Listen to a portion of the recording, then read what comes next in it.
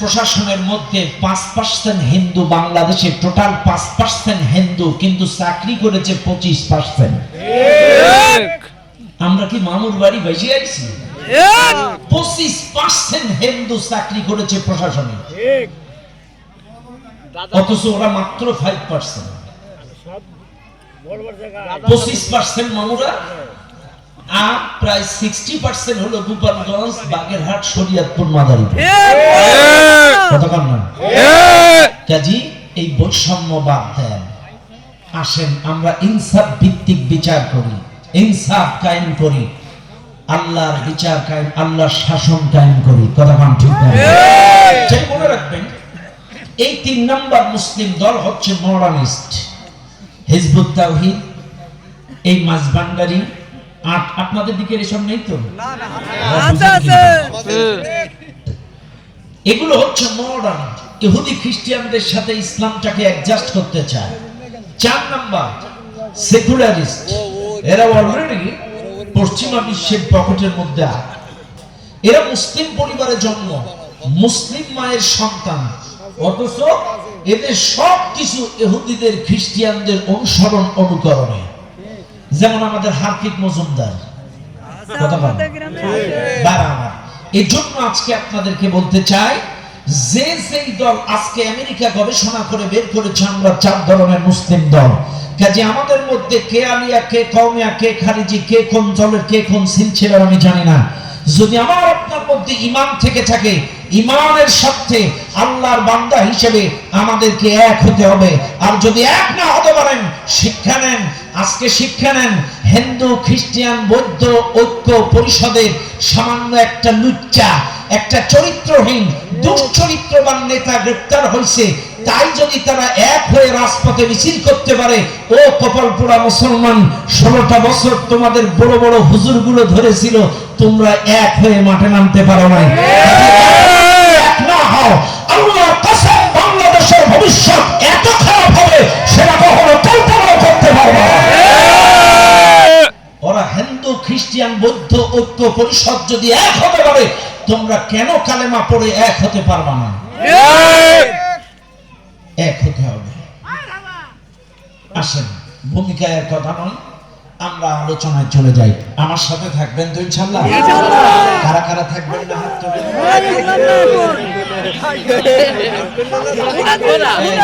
এর একটু মাঝখানের দিকে দেন। একটু শোনা শোনা শোনো, এদিক তাকাও, এদিক তাকাও, কথা বলবো না, শোনো। তোমার যদি কথা না বলো, লাস্টে তোমার 100 টাকা দেবো, ঠিক আছে তো? 100 টাকা। কথা বললে কিন্তু তুমি উল্টা দিবা। হ্যাঁ, ঠিক আছে। আসেন আমার সঙ্গে স্বতঃস্ফূর্তভাবে তেলাওয়াত করেন। আউযু বিল্লাহি মিনাশ শাইতানির রাজিম। বিসমিল্লাহির রাহমানির রাহিম।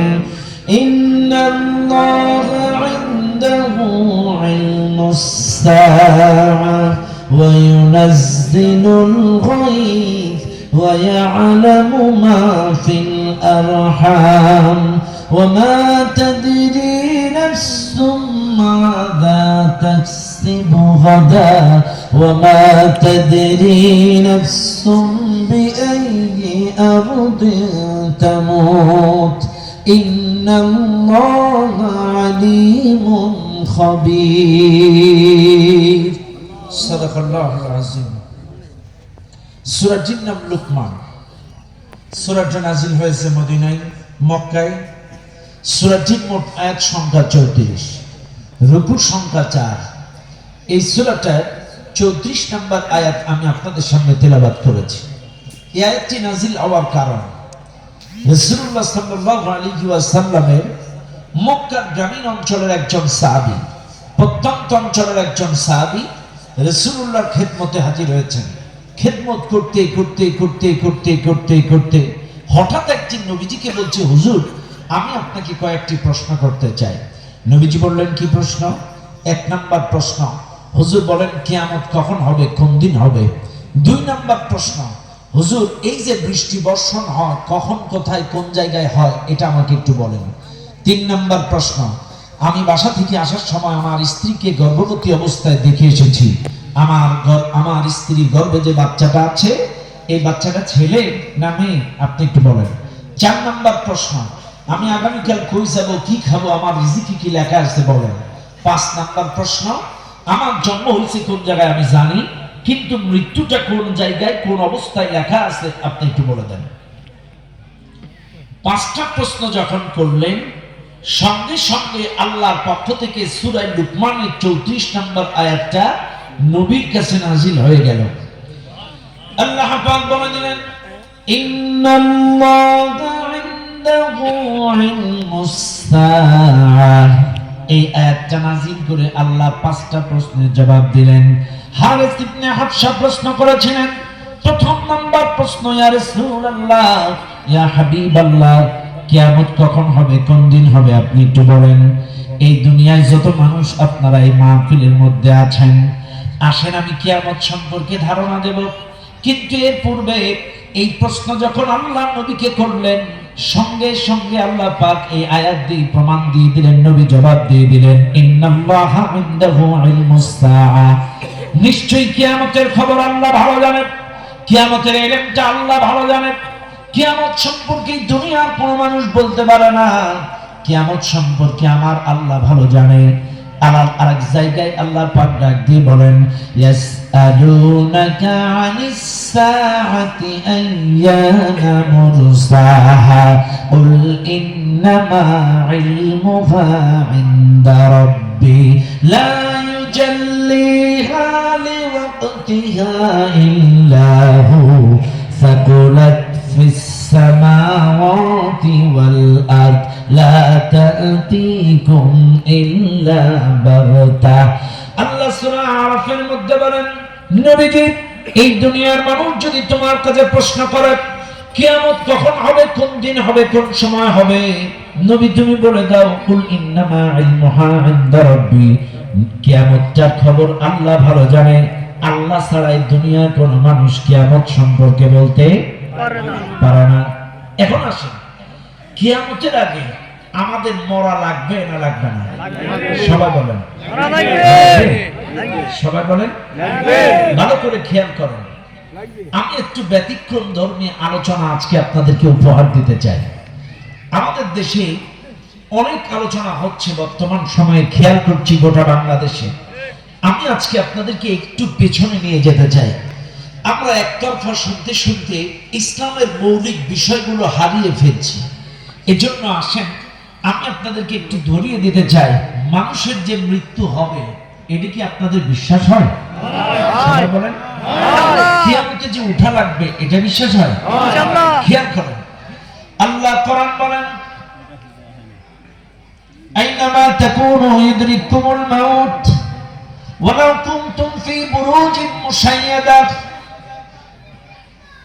মৃত্যু তোমাকে পাকড়াও করবে, সুদৃঢ় দুর্গের ভিতরেও যদি থাকো, আইসিইউতে সিসিইউতেও যদি তুমি থাকো, যেখানেই থাকো না কেন মৃত্যু তোমাকে ধরবে।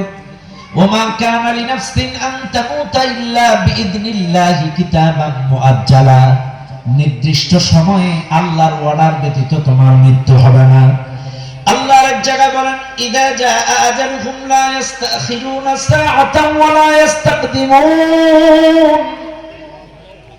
মৃত্যুর সময় যখন তোমার এসে যাবে, 1 সেকেন্ড কমানো অথবা বাড়ানোর ক্ষমতা তোমাকে দেওয়া হবে না। এই মাহফিলে যারা আছেন, মৃত্যু যে আমার আপনার হবে বিশ্বাস হয়? হয়। একটা ছোট্ট এক্সাম্পল, এক লোক ট্রেনের মধ্যে উঠছে। কোন জায়গায়? ট্রেনে উঠছেন আপনারা? উঠছেন না? মনে করেন এক লোক একটা জীবিত কুত্তা বুকের মধ্যে নিয়ে ট্রেনের মধ্যে বসে আছে। এটা কুত্তা। এই লোকটা কিন্তু মুসলমান। ট্রেনের প্রথম যাত্রী, প্রথম প্যাসেঞ্জার, একটা কুত্তা বুকে নিয়ে বসে আছে। কিছুক্ষণ পরে একই ট্রেনের একই বগিতে আরেক মুসলমান ঢুকছে। এটার কাছে লেগেজ ট্যাগেজ ব্যাগ ট্যাগ কুত্তা বিড়াল কিছু নাই, সিম্পল খালি। এখন কুত্তাওয়ালা মুসলমানরা খালি মুসলমানরা দেখে একটা ধমক মারছে। ও তো লাফায় উঠছে কি বলছে আমি যে একটা মুসলমান ট্রেনের মধ্যে বসে আছি তুই সালাম না দিয়ে ঢুকলি কেন? তুই কি আমারে দেখোস না? সালাম না দিয়ে ঢুকলি কেন? তখন খালি মুসলমানরা বলছে ভাই এতদিন জানতাম কুত্তা থাকে ইহুদি খ্রিস্টানদের কোলে পিঠে, এটা ওদের সংস্কৃতি, এটা যে মুসলমানের কোলে পিঠেও থাকে এটা আর জানা ছিল না। তখন কুত্তাওয়ালা মুসলমানরা বলতেছে দেখো আমি ইহুদি খ্রিস্টানদের দেখা দেখি অনুকরণ করে কুত্তাটা বুকে রাখি নাই, আমি কুত্তাটা রেখেছি কোন একটা হুজুরের মুখে আমি ওয়াজে শুনেছিলাম কুত্তা যেই জায়গায় থাকে এই জায়গায় ফেরেশতা যায় না, এই জন্য আমি 24 ঘন্টা কুত্তা বুকে রাখি যাতে আজরাইল না আসতে পারে আমার জান কবজ না করতে। কথা বুঝেন না? আমি আসলে ইহুদিদের ইত্তেবা অনুকরণ করে কুকুরটা রাখি নাই, রাখছি শুনেছি কুত্তা যেখানে থাকে সেখানে ফেরেশতা যায় না, আমি আজরাইল ফেরেশতার ভয়ে কুত্তা রাখছি। খালি মুসলমানরা ডাক দিয়ে বলে ভাই চিন্তা করার কোনো কারণ নাই, আপনার ওয়াজ ঠিক আছে কিন্তু সামান্য বোঝার ভুল আছে। কুত্তা যেই জায়গায় থাকে ওই স্থানে কেবলমাত্র শুধুমাত্র রহমতের ফেরেশতা যায় না, কিন্তু অন্য ফেরেশতা যায়। কাজে আপনি যেই ফেরেশতার ভয়ে কুত্তা রেখেছেন এর দায়িত্ব রহমত বন্টনের না, এর দায়িত্ব হলো জান কবজের। কাজে কুত্তা রাখেন আর বিড়াল রাখেন, সময় যখন হয়ে যাবে 1 সেকেন্ড আগানো কমানোর ক্ষমতা তোমাকে দেওয়া হবে না। শুনে নেন এই দুনিয়ায় যত মানুষ আপনারা আছেন আজকে দুনিয়ার মোহে পাগল, দুনিয়া দুনিয়া করে আজকে আপনারা পাগল, কিন্তু শুনে নেন কার মৃত্যু কখন কোন জায়গায় হবে, ওয়া মা তাদরি নাফসুম বিআইয়ি আরদিন তামুত, কার মৃত্যু কখন কোন জায়গায় কোন অবস্থায় হবে এই দুনিয়ার কোনো মানুষ জানে না। এখান থেকে বাড়িতে যাইতে পারবেন কোনো গ্যারান্টি নাই। আল্লাহর কোরআন ওয়াজাআত সাকরাতুল মাউতি বিল হক যালিকা মা কুনতা মিনহু তাহিদ, মৃত্যুর যন্ত্রণা সত্য, এটি চিরন্তন ছিল সত্য, মৃত্যুর যন্ত্রণা থেকে কেউ রেহাই পাবে না। বাইরে মৃত্যুর যন্ত্রণা হইছে নবীরা পর্যন্ত মৃত্যুর যন্ত্রণা থেকে ছাড় পাবে। আরে কি কষ্ট মৃত্যুর সময় মানুষের হয়, আমার নবীও কিন্তু মৃত্যুর যন্ত্রণা পেয়েছেন। আম্মা জান আয়েশা বলেন মৃত্যুর পূর্ব মুহূর্তে নবীজির প্রচন্ড জ্বর, একবার বেহুশ হয়ে যায় একবার হুঁশ আসে। আম্মা জান আয়েশা বলেন বিশ্ব নবী আমাকে বললেন আয়েশা রে তুমি আমাকে 1 পেয়ালা ঠান্ডা পানি দাও। মৃত্যুর পূর্ব মুহূর্তে 1 পেয়ালা পানি, ঠান্ডা পানি আম্মা জান আয়েশা নবীজির কাছে রাখলেন। নবীজি বারবার উপরের দিকে তাকায়, দমের কষ্ট হয়, আমার নবী ঠান্ডা পানির মধ্যে হাত দেয়, বারবার মুখে লাগায় বুকে লাগায়। আয়েশা বলেন আমি বুঝলাম এই ঠান্ডা পানি নিয়ে নবী বারবার চোখে লাগায় মুখে লাগায় বুকে লাগায়, বুঝলাম আমার নবীর কষ্ট হচ্ছে। নবীরা পর্যন্ত মৃত্যুর কষ্ট থেকে রেহাই পায় না। কাজে প্রচন্ড ইদ্রিস আলাইহিস সালামের দিকে তাকান। ইদ্রিস আলাইহিস সালাম একবার মালাকুল মউতের সাথে বন্ধুত্ব বানাইছিল, অনেক পেছনের ইতিহাস, কিন্তু লম্বা ঘটনা বলার সুযোগ নাই। ইদ্রিস আলাইহিস সালামের জান কবজ করে কিছুক্ষণ পরে ফেরত দিবেন। এখন ইদ্রিস আলাইহিস সালামকে প্রশ্ন করেছিল, এক এক জায়গায় এক এক রিওয়ায়াত। ইদ্রিস আলাইহিস সালাম বলছে আজরাইল তুমি আমাকে কি পরিমাণ কষ্ট দিয়ে জান কবজ করছো? তখন বলছে সবচাইতে কম কষ্ট দিয়ে। বলছে আমার কাছে মনে হয়েছে একটা জীবিত ছাগলের গায়ের থেকে চামড়া খুলে নিলে যখন কষ্ট হয় আমার মৃত্যুর যন্ত্রণাটা এমন মনে হয়েছে। ও দুনিয়ার মানুষ, মৃত্যু যখন আপনার হয়ে গেল, কবরে নিয়ে গেল আপনাকে, কবরে নিয়ে যাওয়ার পরে কবরে রেখে সমস্ত আত্মীয় স্বজন মাটি দিয়ে চলে আসলো। এবার ফেরেশতা চলে আসবেন, 2 জন ফেরেশতা চলে আসবেন, আপনাকে ডাক দেবেন। আল্লাহর নবীর হাদিস, যে যখনই মৃত্যুবরণ করুক না কেন, আপনি রাত 10টায় মৃত্যুবরণ করেন, রাত 12টায় মৃত্যুবরণ করেন, আর রাত 3টায় মৃত্যুবরণ করেন, সকাল 10টায় মৃত্যুবরণ করেন, যার মৃত্যু যেই টাইমেই হোক না কেন, প্রত্যেকটা মানুষের মৃত্যুর পরে কবরে যখন তোলা হবে ওই টাইমটা হবে আসর আর মাগরিবের মাঝামাঝি। বুঝেন? কিন্তু জান যখন মাটি দিবে, যে যেই টাইমে মাটি দিক না কেন, কবরের সময়টা হবে আসর থেকে মাগরিবের টাইম। এখন প্রশ্ন করবেন, হুজুর রাত 3টায় দিলেও আসরের টাইম? হ্যাঁ, আসরের টাইম। কেন? এই সময় আপনাকে একটা সাইকোলজিস্ট, একটা পরীক্ষা আপনাকে করা হবে। আমরা জানি 3টা প্রশ্ন, কিন্তু না, মোট 4টা প্রশ্ন করা হবে। 3টা প্রশ্ন তো ফেরেশতারা করবে, আর একটা আপনাকে প্র্যাকটিক্যাল পরীক্ষা নেওয়া হবে। কি পরীক্ষা? আপনাকে যখন তোলা হবে, আপনি যদি প্রকৃত অর্থে নামাজি হয়ে থাকেন, প্রকৃত যদি আপনি দিনদার নামাজি হয়ে থাকেন, চাইলে সূর্য যখন পশ্চিম আকাশে ঢুলে পড়বে আসরের রক্ত, ফেরেশতারা বলবে মান রব্বুকা। তখন আল্লাহর বান্দা যদি নামাজি হয়ে থাকে, সে বলবে ফেরেশতারা তোমার সব প্রশ্নের জবাব পরে দিচ্ছি, আমাকে আগে একটু ওযুর পানি দাও, আসরের রক্ত চলে যাচ্ছে, আমি নামাজটা পড়ে নিই। যদি আপনি নামাজি হয়ে থাকেন, তাইলে ফেরেশতাদের বলবেন সব বাদ দাও, নাউযু তুসাল্লি, আমি আগে একটু নামাজ পড়ে নেই, একটু প্রশ্নের জবাব পরে দিচ্ছি, দাঁড়াও। আর এই ব্যক্তি যদি নামাজের জন্য পানি চেয়ে থাকে, তাইলে তো প্র্যাকটিক্যাল পরীক্ষায় পাস। আল্লাহ পরবর্তী প্রশ্নগুলো বান্দার জন্য সহজ হয়ে যাবে। ইসাব্বিতুল্লাহুল্লাযীনা আমানু বিল কওলিস সাবিতি ফিল হায়াতিদ দুনিয়া ওয়া ফিল আখিরাহ। আল্লাহর কোরআন ও দুনিয়ার মানুষ, এই মাহফিলে যারা আছেন, এখনো পর্যন্ত অনেকে দাঁড়ায় আছেন, আমি বুঝতেছি না আপনাদের। একটু বসেন না সোনা ভাই, সবাই বসতে পারে না, এটা কপাল, সবার ভাগ্যে জোটে না। বসেন না, কিছুক্ষণ বসেন। খেয়াল করেন, আপনি যদি নামাজি হয়ে থাকেন ওযুর পানি চাবেন, আর যদি নামাজি হয়ে না থাকেন, তাহলে তো মোটামুটি কিসের রক্ত। প্রশ্ন শুরু হয়ে যাবে, তোমার রব কে? এবার বলেন, আপনারা বলেন রব কে? আল্লাহ। বলেন রব্বি আল্লাহ। বুঝতে পারবেন আপনারা? পারবেন সবাই? ইনশাআল্লাহ। প্রথম প্রশ্নের উত্তর কি? রব্বি আল্লাহ। আরো জোরে, রব্বি আল্লাহ। এটা তো মুখস্থ বিদ্যা। কি বিদ্যা? এটা কিন্তু মুখস্থ বিদ্যা। শুনেন, যার আমল যেমন, তার জবান দিয়ে বাইরবে তেমন। অনেকেই তো আরবি পড়তে পারেন না, তাইলে আরবিতে জবাব বুঝবেন কি করে? প্রশ্নের জবাব কথা কান না। অনেকে আরবি পড়তে পারেন না, আরবিতে কথা বলতে পারেন না, তো ফেরেশতারা কি আরবিতে কবে না বাংলায় কবে? আরবিতে। হ্যাঁ, আরবি। তাহলে আপনি কেমনে জবাব দেবেন? বুঝবেন, আরবি বুঝবেন। একবার একজন বাংলাদেশি গেছে সৌদি আরবে হজ করার জন্য। গ্রামের প্রত্যন্ত অঞ্চলের এক ব্যক্তি হজ করে যখন ফিরে এসছে, গ্রামের লোকজন ঘিরে ধরছে যে ভাই তুই তো হজ করতে গেলি, ওদের ভাষা তো সব আরবি, কিছু কি বুঝলি? বলছে দেখ, ওরা সব কিছু তো আরবিতে কয়, শুধু সূরা ফাতিহা আর আযানটা বাংলায় কয়।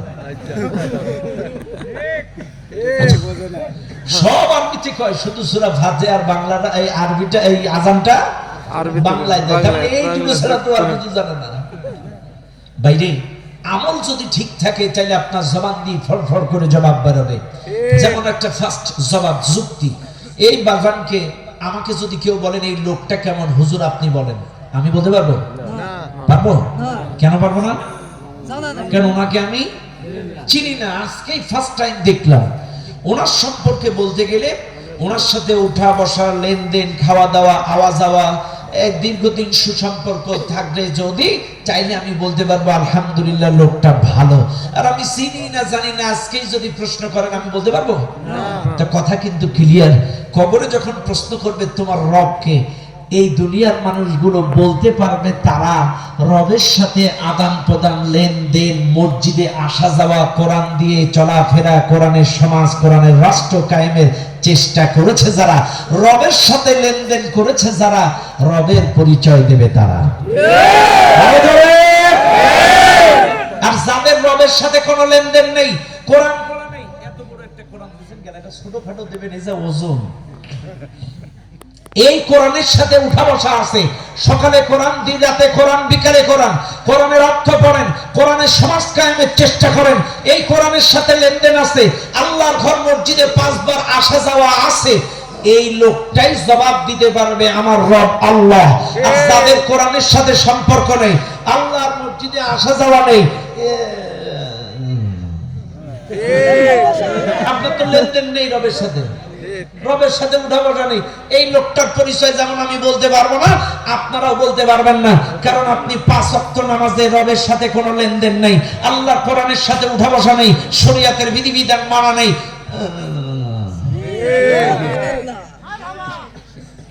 এমন লোক আছে এই দেশে, নারে তাকবীর আল্লাহু আকবার এই স্লোগানটাই সহ্য করতে পারিনি। আল্লাহু আকবার মানে কি? আল্লাহ আল্লাহ। চাইলে আপনারা বলেন, এই আল্লাহর নামটা যারা সহ্য করতে পারিনি, ওরা কি করে বলবে আর রব আল্লাহ? ওদের জবান দিয়ে কি বেরোবে? ওরা তো এটা সহ্য করতে পারিনি।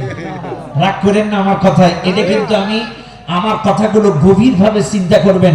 যারা আল্লাহর নাম সহ্য করতে পারিনি, নারায়ে তাকবীর আল্লাহু আকবার এই শব্দটা উচ্চারণ করতে দেয়নি, এই শব্দটা জঙ্গি শব্দ, তালেবান শব্দ, তাহলে তো কবরে ফেরেশতাদের সাথেও মারামারি হবে। জঙ্গিবাদের প্রশ্ন করছিস কেন? যার আমলে যাও তার জবাব দি বাইরে তা।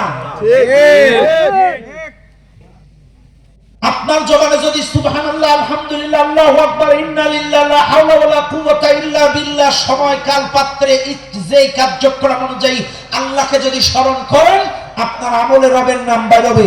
আর যদি তা না থাকে, দেখবেন অনেক সময় রাস্তা দিয়ে একটা সাপ গেলে আরে বাবা কি বলে, কিন্তু ইমানদারের জবান দিয়ে বাইরবে ইন্না লিল্লাহি লা হাওলা ওয়ালা কুওয়াতা ইল্লা বিল্লাহ, আস্তাগফিরুল্লাহ।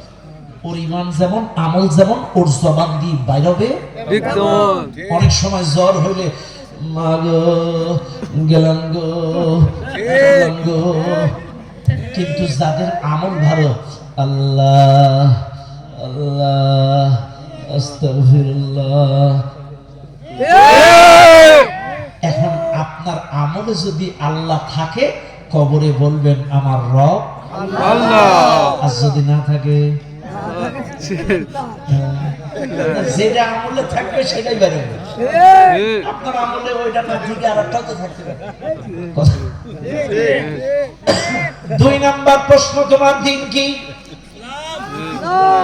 ইসলাম। এটাও তো মুখস্থ বিদ্যা। কথা কম। 2 নাম্বার প্রশ্ন, তোমার দিন কি? ও মুসলমানরা, করবেন না।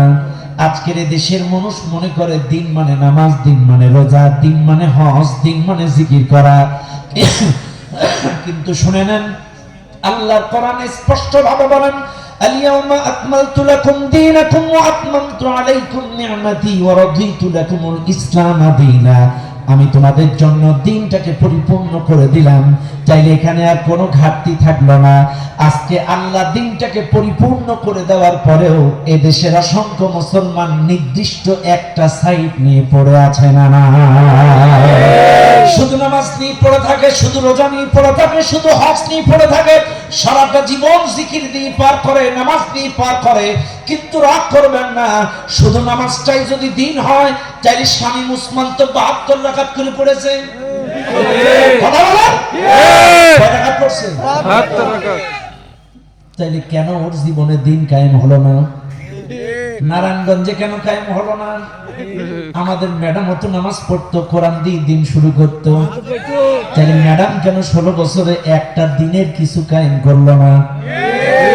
ওই যে আবেদ আলী কাকু 50 লাখ করে নিত এক একটা প্রশ্নে। আবেদ আলী কাকুর কপালে নামাজের দাগ।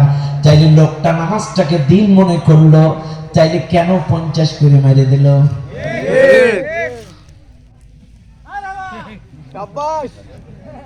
খারাপ লাগতেছে আপনাদের? আমি কিন্তু কবরে নিয়ে যাচ্ছি আপনাদের, কবরের বাস্তব ভিত্তিক কথাগুলো বুঝাচ্ছি। দিন মানে ইসলাম। ইন্না দীনা ইনদাল্লাহিল ইসলাম, ইসলামী জীবন ব্যবস্থা। আজকে বুকে হাত দিয়ে বলেন, আপনার ব্যক্তি জীবনে ইসলাম আছে, পারিবারিক জীবনে ইসলাম আছে, রাজনৈতিক জীবনে ইসলাম আছে, অর্থনৈতিক জীবনে ইসলাম আছে, সব জীবনে ইসলাম আছে? বুকে হাত দেন। আপনার ব্যক্তি জীবনে নামাজ নাই, রোজা নাই, আল্লাহ নাই, আচ্ছা আছে ধরলাম আপনি নামাজ পড়েন, কিন্তু আপনার বউ পড়ে না, আপনার মেয়ে পড়ে না, আপনার ছেলে পড়ে না, আপনি নামাজ পড়ছেন জামাতে, আপনার মেয়ে আর ছেলেটা কক্সবাজারে পরনারী পরপুরুষের সাথে গোসল করছে জামাতে।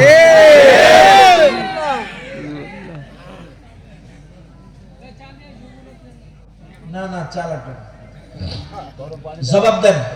চাইলে আপনার ব্যক্তি জীবনে ইসলাম আছে কিন্তু পারিবারিক জীবনে নাই। আপনার বউটা পর্দা করে না, মেয়েটা পর্দা করে না। আমি শুনলাম আজকে অনেক মহিলা আসছে, অনেক মহিলা আসছে, কিন্তু শোনেন মা, তোমাদেরকে বলছি, তোমাদেরকে বলছি, এই পৃথিবীর সবচেয়ে দামি জিনিস পর্দায় থাকে। স্বর্ণের খনি মাটির নিচে, মুক্ত হাজার হাজার ফুট পানির নিচে, ঝিনুকের ভেতরে পর্দায়, স্বর্ণের খনি হাজার হাজার ফুট মাটির নিচে যে খুঁড়তে খুঁড়তে স্বর্ণ। ও ভাই, আমি যদি এখন বলি এই জায়গায় একটা ধাড়ি ছাগল প্রদর্শনী হবে, 20 টাকা টিকিট, কয়জনা টিকিট কাটবেন? কেউ কাটবেন না? হুজুরি মনে হয় তারটা ছিল, ধাড়ি ছাগল দেখতে কেউ টিকিট কাটে। কিন্তু আমি যদি বলি এই জায়গায় একটা হরিণ প্রদর্শনী হবে, 50 টাকা টিকিট, দেখবেন আপনারা? টিকিট কাটবেন আপনারা? কাটবেন। কেন কাটবেন? ছাগল রাস্তাঘাটে দেখে দেখে চোখে ছাদলা পড়ে গেছে, কিন্তু হরিণ তো কেউ দেখতে পায় না। গহীন জঙ্গলে গাছের পরে গাছ, গাছের পরে গাছ, গাছের পরে গাছ, গহীন জঙ্গলে পদ্মায় থাকার কারণে হরিণের প্রতি মানুষের আকর্ষণ বাড়ায় দিছে কে? আল্লাহ। আজকে আমার মাগুলো যদি পদ্মায় থাকতো, এদের প্রতি পুরুষের আকর্ষণ বাড়ায় দিত কে? আল্লাহ। এই জন্য দেখবেন আকর্ষণ এখন আর নেই। যেটা খোড়া হাঁটতে পারে না, পালসার ছাড়া বিয়ে হবে না, পালসার যেটা হাঁটতে পারে না, পালসার কারণ এর তো ধাড়ি ছাগলের মতো দেখে দেখে পার্কে, গার্ডেনে, পতিতালয়ে দেখে দেখে। কিন্তু আপনারা পর্দা করেন, হাত মোজা পরেন, পা মোজা পরেন, মুখ ঢেকেন, খাস পর্দা করেন, নারীর প্রতি আকর্ষণ বেড়ে যাবে। পার্কে যেয়েন না, গার্ডেনে যেয়েন না, পতিতালয়ে যেয়েন না, আপনাদের প্রতি পুরুষের আকর্ষণ বেড়ে যাবে, বৈধ বিয়ে বেড়ে যাবে, তখন আর যৌতুক লাগবে না। এই পুরুষেরাই মেয়ের বাবার বাড়ি সিরিয়াল দেবে, একটা টাকাও লাগবে না। তোমার মেয়ে দাও, তোমার একটা R15 দেবো।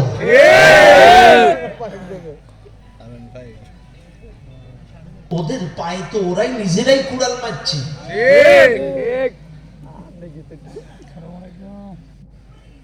এই জন্য আজকে বলে যায় মা, কথাই কথা বেড়ে যায়। আজকে এই মাহফিলে যারা আছেন একটু ভালো করে শুনে নেন। চাইলে আপনার ব্যক্তিগত জীবনে ইসলাম আছে, পারিবারিক জীবনে ইসলাম আছে, কিন্তু রাজনৈতিক জীবনে এখানে অনেক সুশীল মুনাফিক থাকতে পারে।